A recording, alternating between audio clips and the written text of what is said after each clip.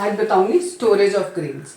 अभी तक जितना भी हमने पढ़ा उसमें क्या पढ़ा, क्रॉप को हमने प्रोड्यूस किया, उसको प्रोड्यूस करके जब हम उसे प्रोड्यूस कर रहे थे तो उसमें हमने प्रोटेक्शन किया कि यानी जो भी हमारी फसल प्रोड्यूस हो रही है उसको हमें प्रोटेक्ट करना है। अब प्रोटेक्ट करने के बाद जब फसल हमारी पूरी तैयार हो गई, उसको हमने हार्वेस्ट कर लिया, काट लिया, अब हमें उसे स्टोर करके रखना है। ठीक है, स्टोर करने के लिए आपको क्या क्या चीज़ों का ध्यान रखना है।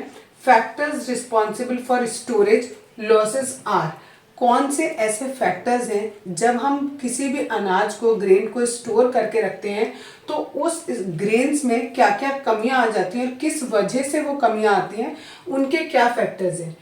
दो फैक्टर होते हैं, एक बायोटिक फैक्टर होता है जिसकी वजह से अनाज में कमी आती है और दूसरा होता है अबायोटिक फैक्टर। बायोटिक फैक्टर में इंसेक्ट्स, रोडेंट्स, फंगी और बैक्टीरिया होते हैं। रोडेंट्स जैसे चूहे वगैरह होते हैं, उनको रोडेंट बोला जाता है। ये सब के सब अनाज को खा लेते हैं या खराब कर देते हैं, जिसकी वजह से जो हमारा स्टोरेज है वो कम हो जाता है। और अबायोटिक फैक्टर्स होते हैं टेम्परेचर और मॉइस्चर। इनएप्रोप्रिएट, किसी भी अनाज को रखने के लिए, स्टोर करने के लिए एक पर्टिकुलर टेम्परेचर होना चाहिए और वहाँ पर मॉइस्चर लेवल बहुत लो होना चाहिए।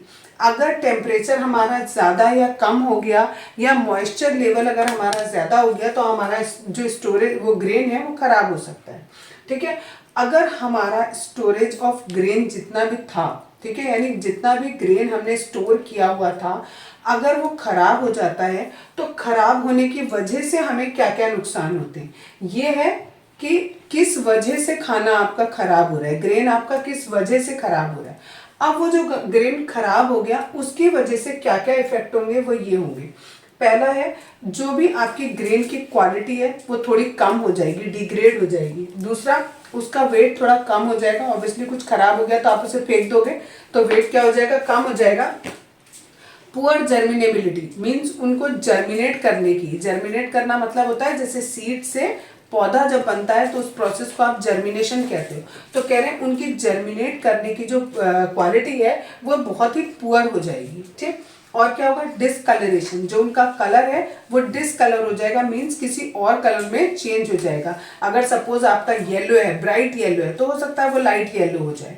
ठीक, और लीडिंग टू पुअर मार्केटेबिलिटी, और अगर ये सारी चीजें हुई तो उनकी मार्केट वैल्यू क्या हो जाएगी, कम हो जाएगी, क्योंकि आपका अनाज कैसा हो गया, खराब हो गया। ठीक है, तो हमें इसीलिए कि हमारी ये सारी दिक्कतें ना आए, उसे हमें जो भी हमारा अनाज है उसको हमें बहुत अच्छे से स्टोर करना पड़ेगा। स्टोर करने के लिए हम कौन कौन से मेजर्स का ध्यान रखते हैं। सबसे पहली बात, जिस जगह पर भी हमें अनाज को स्टोर करना है वो जगह भी साफ सुथरी होनी चाहिए, प्लस जो अनाज आप सेव कर रहे हो वो भी कैसा होना चाहिए, बिल्कुल साफ सुथरा होना चाहिए। दूसरा, जो भी अनाज आप स्टोर करके रख रहे हो उसको पहले आपको सनलाइट में सुखाना है, उसके बाद उसे शेड में सुखाना है, उसके बाद आप स्टोर करो। इससे क्या होगा, जितना भी उसमें मॉइस्चर है उस ग्रेन में वो सारा का सारा खत्म हो जाएगा। अगर मॉइस्चर रहेगा तो वो खराब हो सकता है, यहाँ बताया था मैंने। ठीक, और नेक्स्ट है कि फुमिगेशन, जो भी आपका वो है ग्रेन है उसका फुमिगेशन कर दो। फुमिगेशन का मतलब होता है एक केमिकल होता है, उस केमिकल को स्प्रे कर दो जिससे जितने भी वहां उसमें पेस्ट होंगे वो सारे के सारे मर जाएंगे। ठीक है, तो आपका अनाज खराब नहीं होगा।